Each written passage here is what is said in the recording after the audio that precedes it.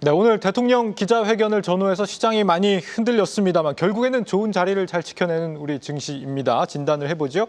그레너리 투자자문 이완수 대표와 함께합니다. 대표님 어서 오세요. 네, 안녕하십니까. 네. 이발을 아주 깔끔하게 하셨네요. 외국인 유입이 되고 있는데 개별 종목들의 분위기가 지금 사실 다 좋은 건 아닌 것 같아요. 그렇죠. 네, 맞습니다. 개인분들의 지금 차익 실현 때문으로 보이거든요. 네, 그러니까 지금이 차익 실현하기 좋은 시점이다 이렇게 평가하시는 분도 계시고 네. 보유를 하고 가야 된다 이렇게 보시는 분들도 계신데 지금 필요한 건 어떤 전략이 맞다고 보세요? 저는 사실 이제 후자를 먼저 봅니다. 보유해라. 예, 예. 지난주에도 이제 똑같은 말씀을 드렸고, 네.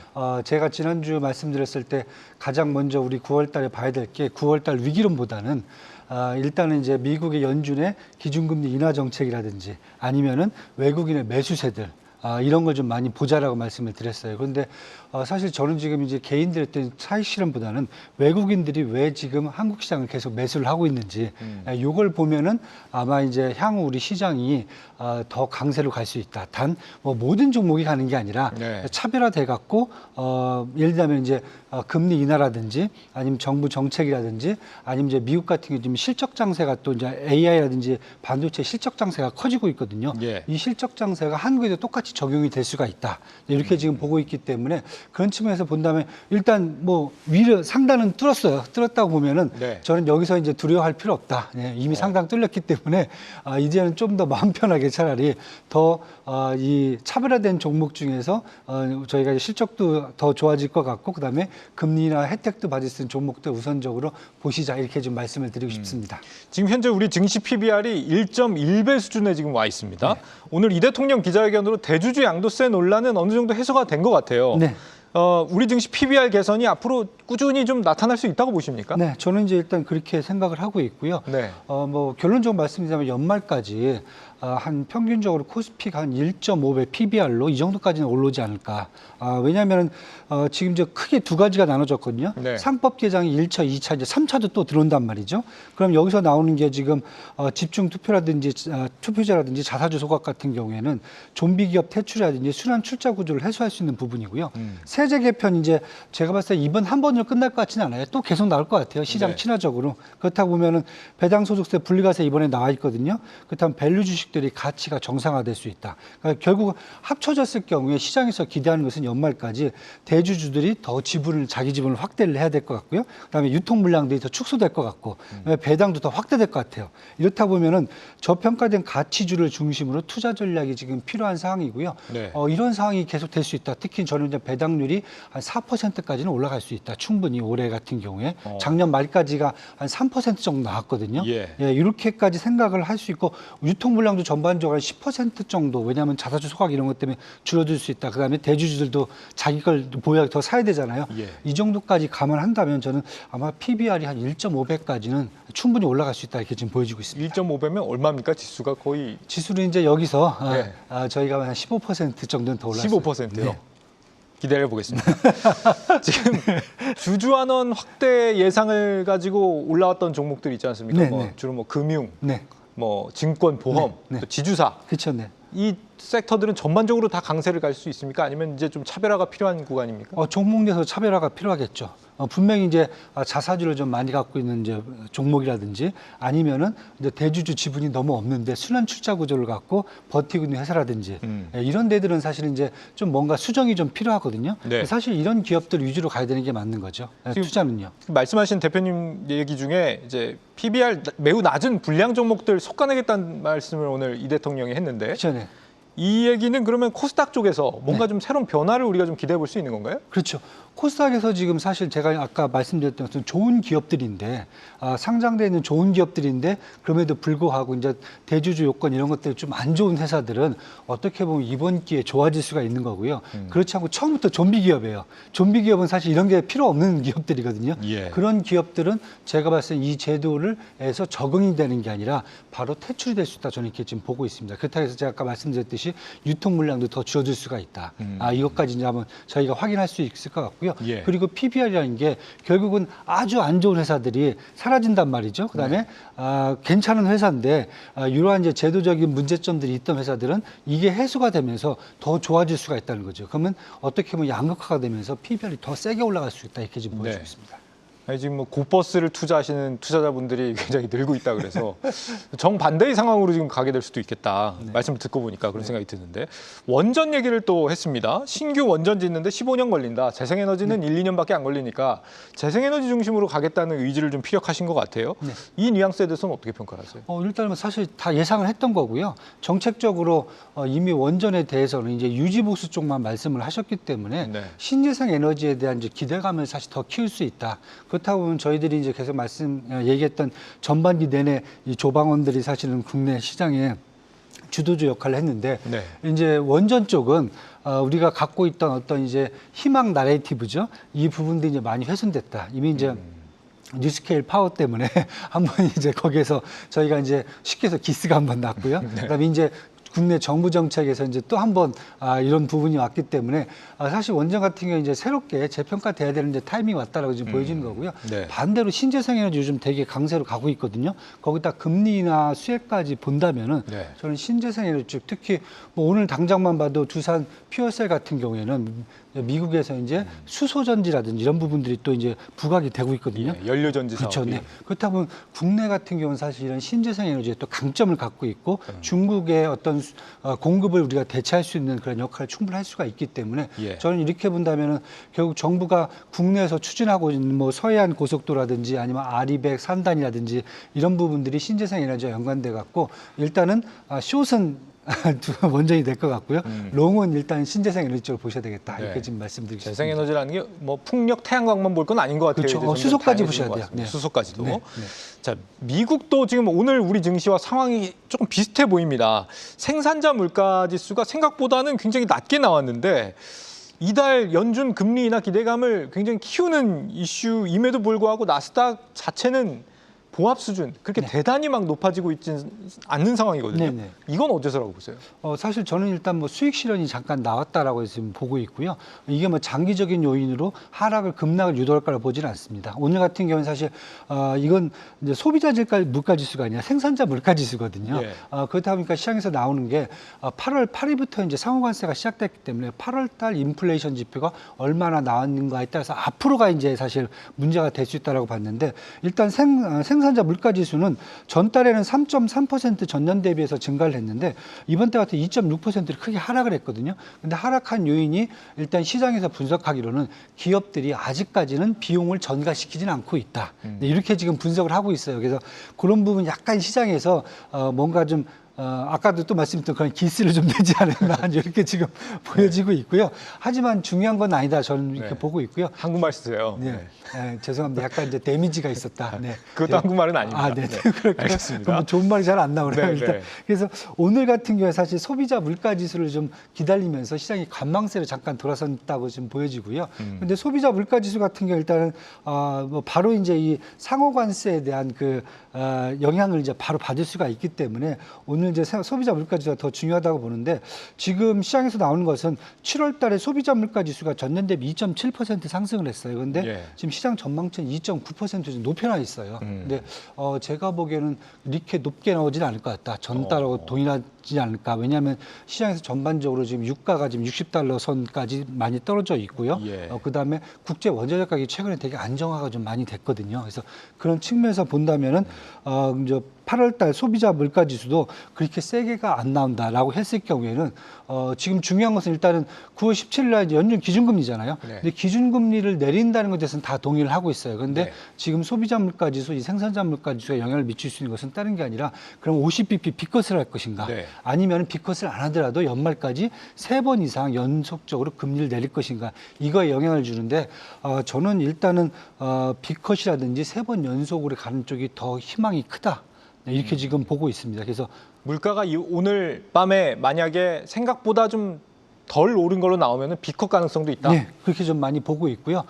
가장 큰 이유는 일단 이번 달에 점도표하고 그다음에 경제 성장 전망치를 또 이제 수정을 하거든요. 근데 점도표 같은 경우는 지금 여태까지 3.9%를 유지하고 있는데 연말까지 예. 아마 3.6% 내려올 가능성이 크다. 특히 연준 위원 중에서 지금 3명이 또 공화당이잖아요. 스티브 미란부터 시작해서 지금 크리스토퍼 월러이사까지 3명인데 예. 3명들의 입김이 가장 크게 작용할 수 있다. 네, 이렇게 지금 보여지고요. 만약에 이게 아니더라도 지금 이제 이제 인플레이션하고 지금 기준금리 차가 워낙 지금 크기 때문에 네. 그 국가 입장, 정부 입장이라든지 연준의 입장에서는 이미 고용은 충분히 지금 반토막이 났어요. 예. 그렇다 보면은 연준의 이제 파월 의장도 더 이상 기준금리 인하를 이제 안 하는 그 변명 자체가 이제 없어지기 때문에 네. 저는 아무래도 이번에는 좀 강한 그러한 금리 인하가 나오지 않을까 이렇게 예. 지금 보고 있습니다. 근데 문제는 빅컷이 나온다는 거를 시장에서 어떻게 받아들여야 될 것이냐에 대해서 의견 차가 좀 있는 것 같습니다. 그러니까 만약에 50bp를 인하한다고 하면은 그리고 물가가 예상보다 못 미친다 그러면은 이게 경제가 생각보다 더 어려운 거 아닌가? 맞습니다. 이런 인식을 갖게 되면은 시장이 오히려 금리 인하와 함께 더 부정적으로 영향을 미칠 수도 있지 않겠느냐라는 시각도 있거든요. 이런 네. 부분은 어떻게 보세요? 그래서 처음에 이제 올해 9월 달 들어서자마자 그 문제였거든요. 금리 인하, 특히 노동시장의 고용이 이제 둔화라든지 인플레이션 둔화 이런 부분들이 경제 성장률에 영향을 미칠 것인가, 금리 인하에 영향을 미칠 것인가라고 했을 때 저는 전자보다는 후자다. 왜냐하면 경제 성장률에 대해서는 이미 지금 2분기 GDP 잠정치가 나왔어요. 속보치가 3.0%가 나왔었는데 네. 잠정치가 3.3%로 올라갔어요. 그다음에 3분기 GDP 나오죠. 애틀란타 연준이 발표하고 있는 3분기 GDP 나오 같은 경우는 지금 2.8%를 처음에 예상했다가 최근 들어 3.0%까지 올려버렸어요. 다들 이런 말씀 하시죠. 아니 소비도 안 좋은데 무슨 미국이 지금 성장률이 이렇게 높게 나오냐. 다른 게 투자 쪽입니다. 그러니까 소비뿐만 아니라 투자, 정부 지출까지 다 경제 성장률에 들어가는데 예. 지금 잘 보시면은 외국 기업들이 미국에 대한 투자를 지금 시작하고 있잖아요. 저희도 뭐 필리핀도 벌써 TF팀 가서 지금 돈 갖다 넣기 시작하고 있잖아요. 네. 그다음에 애플이라든지 테슬라들이 다 지금 리쇼링을 하고 있습니다.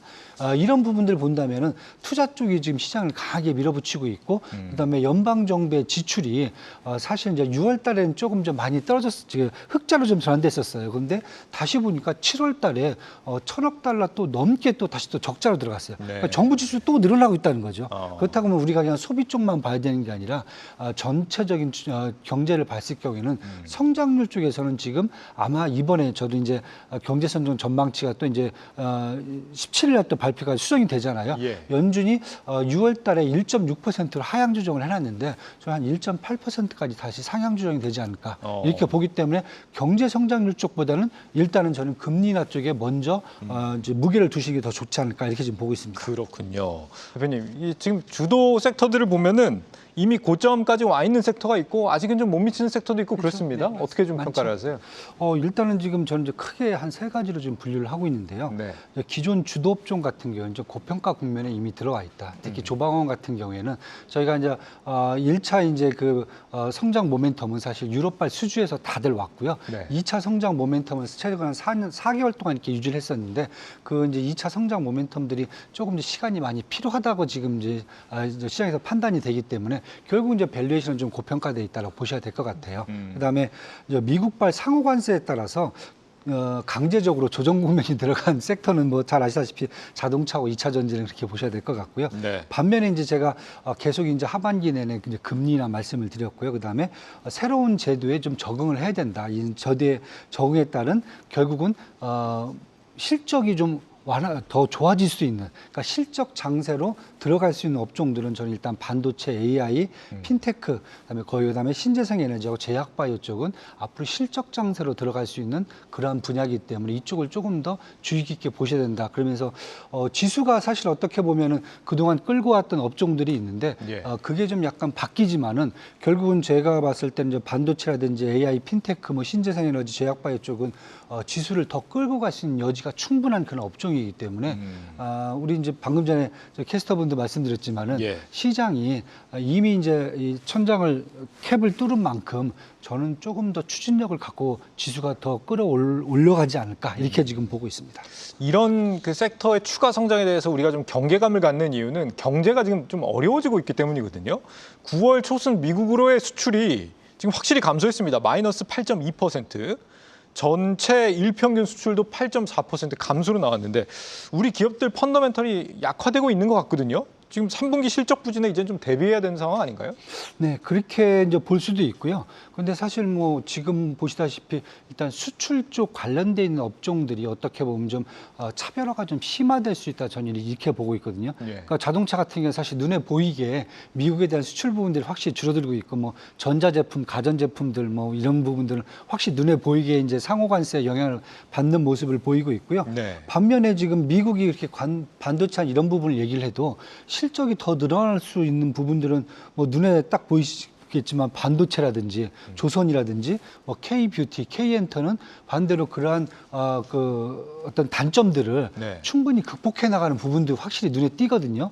그렇다고 보면 저는 이것을 이제 무조건 다 수출 업종 쪽에서 대부분 종목들을 일단은 뭐 셀을 해야 된다 이런 거라기보다는 이해관계에 따라서 선택과 집중을 좀 하셔야 된다. 네. 예, 이렇게 좀 대처를 하시면 어떨까 이렇게 지금 보여지고 있습니다. 일단. 한 가지씩 좀 그러면 좀 여쭤볼게요. 반도체, 조선, 뷰티, 엔터 이렇게 말씀을 주셨는데 반도체 같은 경우는 삼성전자가 이제는 뭐 오를 때다 이렇게 말씀하시는 증권사분들이 많은데 정작 오늘 주가의 흐름을 보면은 전혀 그렇지가 않거든요. 하이닉스 쪽으로 무게가 좀 실리거든요. 네. 대표님 생각은 어떠신가요? 당장은 하이닉스가 조금 더 무게를 실을 수가 있어요. 근데 시간이 갈수록 일단 저는 삼성전자도 그걸 따라갈 수 있다. 왜냐하면은 우리가 이제 항상 뭐 뉴스를 보면 그런 얘기를 해요.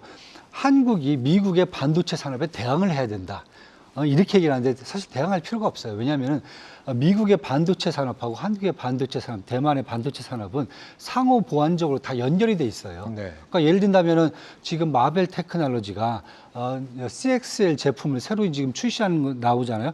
그런데 거기에 지금 퀄통과 함께 삼성전자라든지 SK 하이닉스가 되는 거고요. 네. 그다음에 당장 지금 엔비디아가 그 다음 루빈 CX 제품을 지금 출시를 한다고 그러는데 거기에는 HBM이 들어가는 게 아니라 GDDR7이 들어가거든요. 네. 그러니까 디램 중에서 이제 그래픽 디자인 그 디램이 들어가거든요. 예. 이건 삼성전자하고 SK 하이닉스밖에 또 못 만들어요. 네. 그러니까 이렇게 되다 보니까 지금 미국은 분명히 이제 AI 부스트라든지 AI 제품 반도체 쪽으로 가고 있고 그것에 대해서 파운드리라든지 아니면 HBM, D램을 다 공급해 주는 것은 결국 삼성전자, SK 하이닉스, 그다음에 TSMC가 되는 거거든요. 그렇다고 보면 저는 시간의 문제지 이게 삼성전자가 여기서 배제된다 이렇게 보지는 않습니다. 그래서 전반적으로 한번 보시게 되면은 반도체가 저희가 계속 관세 얘기만 막 듣다가 보면은 계속 조정을 받아왔잖아요. 예. 그런데 지금 관세가 지금 부과를 할래도 지금 트럼프 입장에서는 지금 품목별 관세가 지금 대대로 나오고 있지도 않아요. 반도체 쪽은.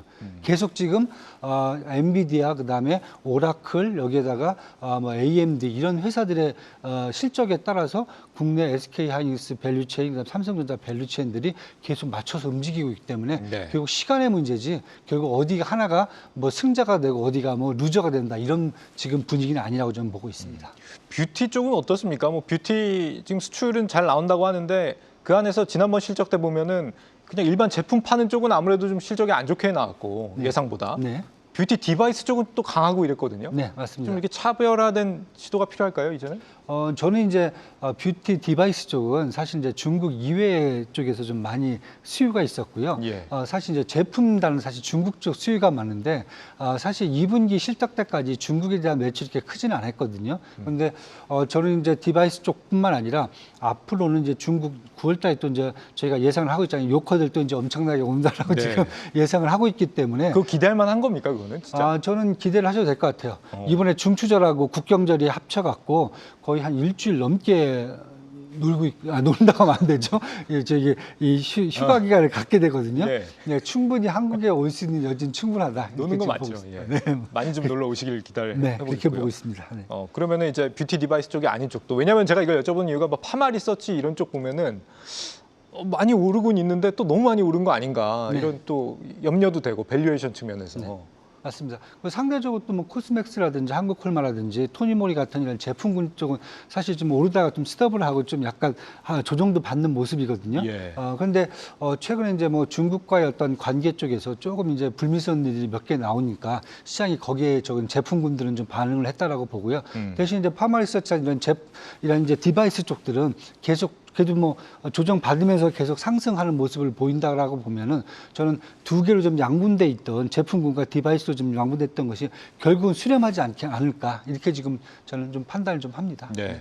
조선은 어떻습니까? 조선은 사실 좀 너무 좀 부담스러운 가격대에 와 있는 거 아니에요, 혹시? 사실 부담스럽죠. 그러다 보니까 최근에 이제 엔진 쪽으로 자꾸 이제 네. 다시 또 돈이 또 움직이기 시작을 하거든요. 기자재 쪽 엄청 예. 보잖아요. 요즘. 그런데 이제 엔진도 사실 보면 또 많이 올랐어요. 네. 그래서 저는 아까도 말씀드렸지만은 조선업 같은 경우는 1차 성장 모멘텀 유럽발 수주였고요. 2차 성장 모멘텀은 결국 이제 미국을 포함한 이제 마스가라는 이제 프로젝트 이거에 연관이 되는데 2차 성장 모멘텀까지 충분히 저는 반영이 돼 있다라고 보여지고요. 2차 성장 모멘텀에서 실질적인 매출이 일어나려면 최소한 3, 4년은 걸리거든요. 그렇다고 보면 일단 좀 조정 단계로 가는 게 좀 나을 것 같고요. 그다음에 엔진도 저희가 그냥 무조건 그냥 더 볼 수 없는 이유가 만약에 마스가 쪽 프로젝트로 가게 되면은 저희가 중국 쪽에 팔 수 있는 엔진이 약간 좀 제한이 될 수가 있어요. 예. 예, 그쪽하고 또 이런 보안적인 문제 때문에 그렇다고 보면은 그냥 무조건 지금 조선은 저희는 그냥 계속 기자재 쪽으로 더 옮겨가면서 밸류에이션을 더 높일 필요는 없다 이렇게 지금 보고 있습니다.